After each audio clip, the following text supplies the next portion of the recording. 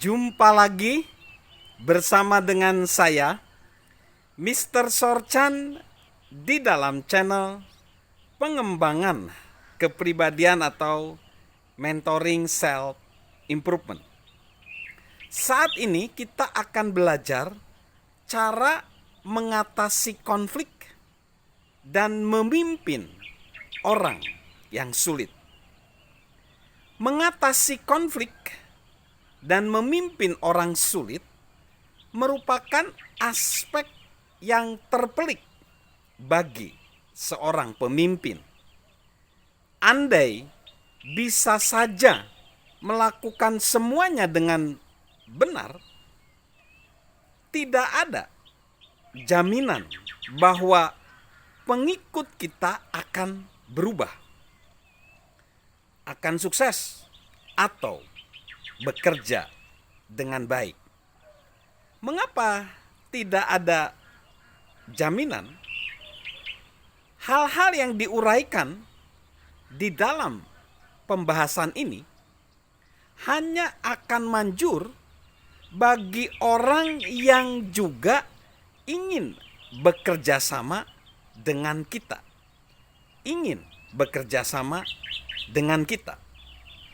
Orang yang tidak bersedia mengikuti kita atau enggak mau menjadi anggota tim yang produktif tidak akan mengalami perubahan. Jelas, di sini bukan berarti kita adalah pemimpin yang buruk. Bukan. Kita sekedar mempunyai anggota tim yang buruk bagi tim kita dan bagi perusahaan atau organisasi. Kita bisa menjadi pemimpin yang buruk jika kita memilih mempertahankan orang sulit tersebut di saat kita harus melepaskan dia. Persoalannya, banyak pemimpin yang terlalu sering menanti. Mereka cenderung menghindari keputusan sulit. Mereka berharap orang itu akan berubah dengan sendirinya. Alih-alih menantang dia, menawari dia jalan untuk berubah.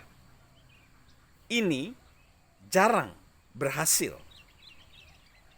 Semua orang sebenarnya layak mendapat upaya terbaik dari kita sebagai seorang pemimpin untuk menolong mereka sukses.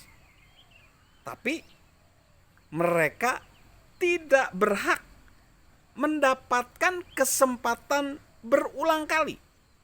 Apalagi bila itu merugikan anggota tim yang lainnya.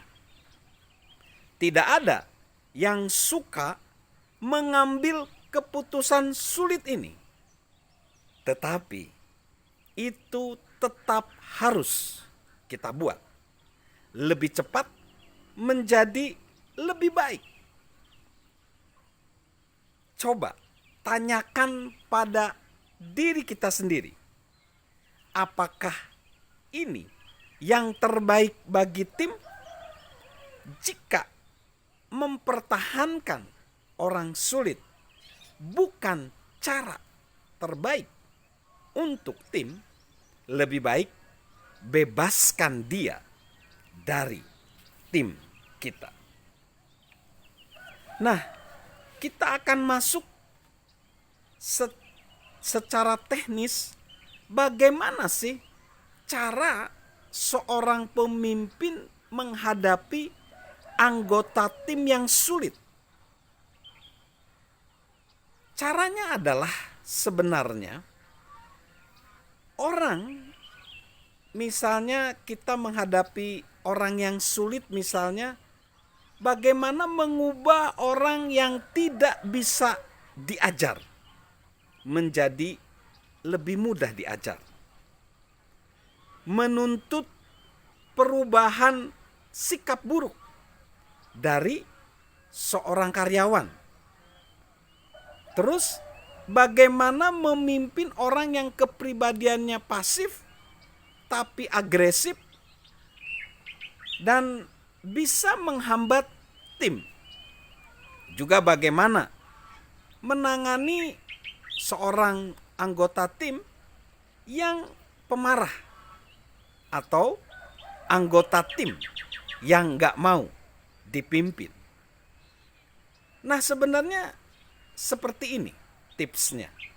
Setiap kali kita bermasalah dengan orang yang dipimpin, baik itu karena sikap negatif atau karena kinerja yang lemah, kurangnya kerjasama, atau masalah-masalah lainnya, kita perlu memulai sebuah proses. Dan ingat, proses ini berlaku untuk segala situasi. Perlu kita menanyakan dua pertanyaan ini sebenarnya. Mampukah mereka berubah? Ini berkaitan dengan kemampuan. Pertanyaan yang kedua, maukah mereka berubah? Ini berkaitan dengan sikap. Mampukah mereka berubah? Ini berkaitan dengan kemampuan. Dan maukah mereka berubah? Ini berkaitan dengan sikap. Pertanyaan yang diajukan ini sebenarnya akan memilah dua hal, yaitu kemampuan dan sikap. Tetapi sebenarnya yang bisa diubah lebih fleksibel adalah kemampuan. Sikap lebih sulit pembentukannya.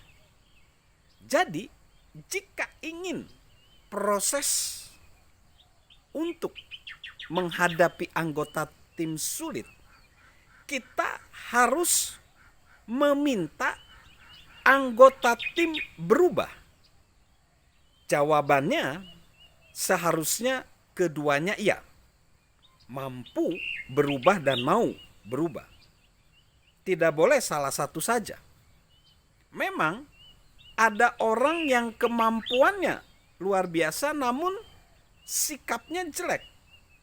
Juga ada orang yang sikapnya baik namun kemampuannya minus. Jika orang itu mampu dan mau berubah, upaya kita akan membuahkan hasil. Di segmen berikutnya, kita akan melihat beberapa tips bagaimana kita sebagai seorang pemimpin mampu menghadapi anggota yang sulit. Salam untuk menggali jiwa kepemimpinan di dalam diri kita, dan salam sehat selalu dari saya, Mr. Sorjan.